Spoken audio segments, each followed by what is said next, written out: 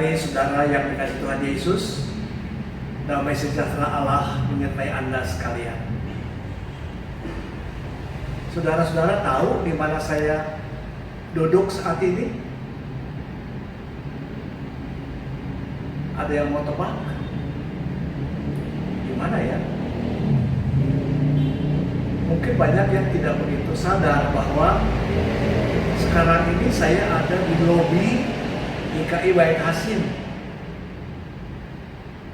Biasanya mungkin kalau Anda mau berbakti tidak perhatikan latar belakang daripada lobi gereja kita, karena mungkin perhatiannya tertuju kepada penyambut-penyambut yang berjejer, bersalaman, bercerita sedikit, langsung setelah terima warta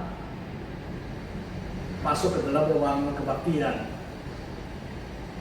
Nah, jadi saya sengaja berdiri atau duduk di sini hari ini untuk mengingatkan bahwa pertama kita baru saja merayakan hari ulang tahun ke-75 kemerdekaan Republik Indonesia.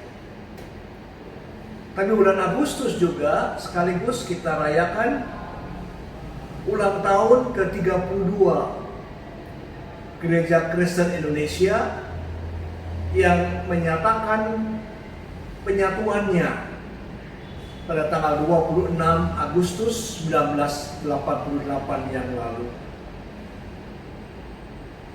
Nah, saudara-saudara, saya ingin duduk di sini untuk mengajak Anda melihat di belakang saya ini ada logo GKI, di mana logo itu memuat beberapa gambar. Yang pertama adalah kapal yang memang mau menggambarkan gereja. Dalam Nyanyikanlah Kidung Baru nomor 111 digambarkan gereja bagai bahtera berlayar menuju ke tujuan.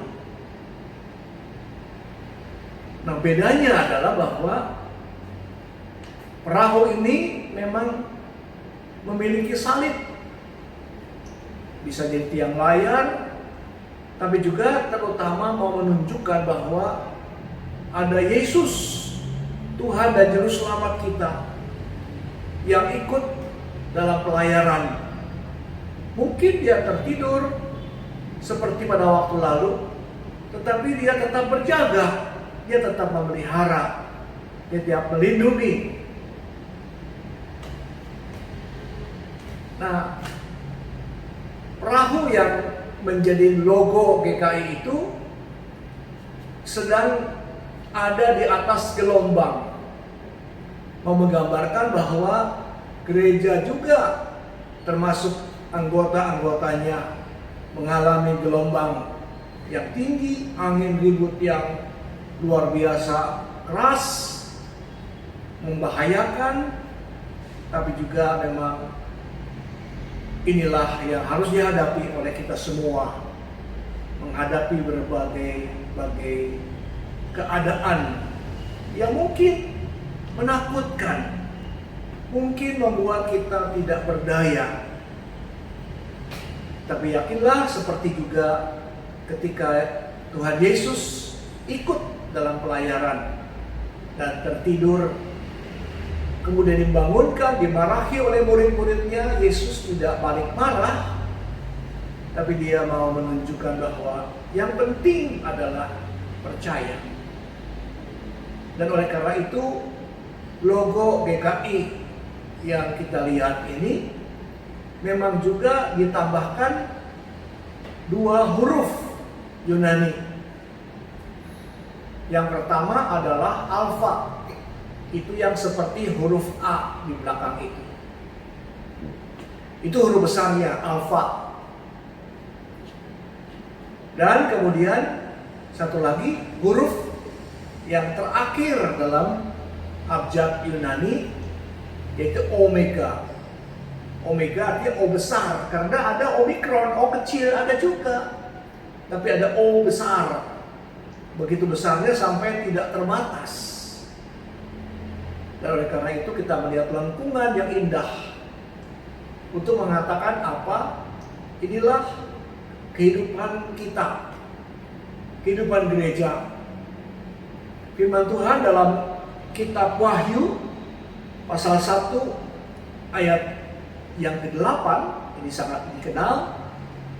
Dikatakan, aku adalah Alfa dan Omega, firman Tuhan Allah yang ada dan yang sudah ada dan yang akan datang, yang maha kuasa. Jadi GKI mengakui imannya.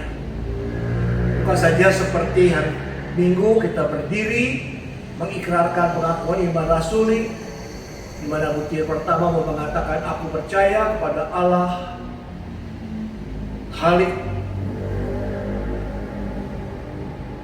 pencipta dulunya, tapi kita percaya Khalik yang kita gunakan Khalik langit dan bumi, pencipta dan pemelihara.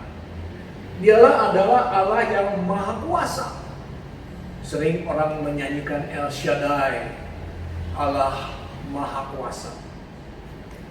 Jadi saudara-saudara, kita juga mau bersyukur di tahun 2020 ini, sehingga perjalanan menjadi GKI yang satu itu boleh berlangsung 32 tahun. Kenapa? Karena Allah kita adalah Allah yang maha kuasa, Allah yang besar, yang mau mengajak kita. Walaupun pelayaran bisa menjadi terganggu oleh gelombang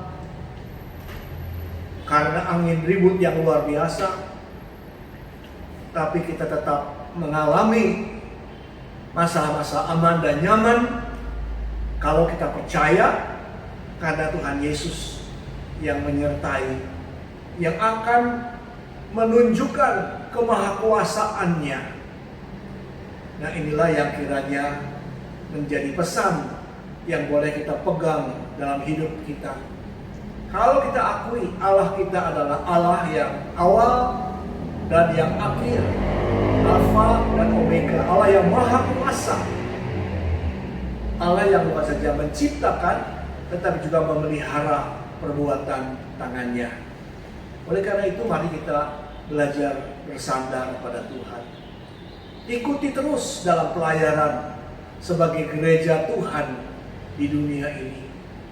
Melalui masa-masa sulit seperti sekarang ini, atau masa-masa tenang seperti yang biasa dulu kita alami, kita tetap merasakan berkat kehadiran Tuhan Yesus, pertolongannya, perlindungannya, bahkan pengampunan yang Dia berikan. Karena salib tidak sekedar kayu yang disilang, tetapi juga sekaligus mau mengingatkan pada pengorbanan Tuhan Yesus untuk menyelamatkan kita, memerdekakan kita dari kuasa dosa, kuasa iblis dan kuasa maut.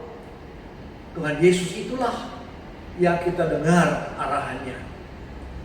Dialah yang menjadi nahkoda dalam bahtera kehidupan, termasuk bahtera kehidupan gereja. Dan biarlah saudara-saudara kita mau hidup terus di dalam dunia ini walaupun gelombang yang mengerikan, tetapi selama kita berjalan atau berlayar bersama-sama Tuhan Yesus, kita akan merasakan aman, nyaman. Mari kita berdoa, saudara-saudara. Bapa, terima kasih kalau kami diingatkan bahwa kami mempunyai Allah yang hidup, Allah yang maha kuasa, yang membimbing kami sepanjang masa, dari masa ke masa, dari awal sampai nanti akhir. Dan pertolongan Tuhan yang luar biasa, penuh dengan keajaiban, menunjukkan kemurahan dan anugerah yang besar, kiranya boleh kami alami juga dalam hidup yang kami jalani, di rumah, dimanapun Tuhan menempatkan kami. Terima kasih ya Tuhan, kami boleh bersandar, berserah diri kepada dan di dalam nama Tuhan Yesus Kristus, Kepala Gereja. Amin. Sekian perjumpaan kita saudara-saudara. Tuhan menyertai saudara selalu. Amin.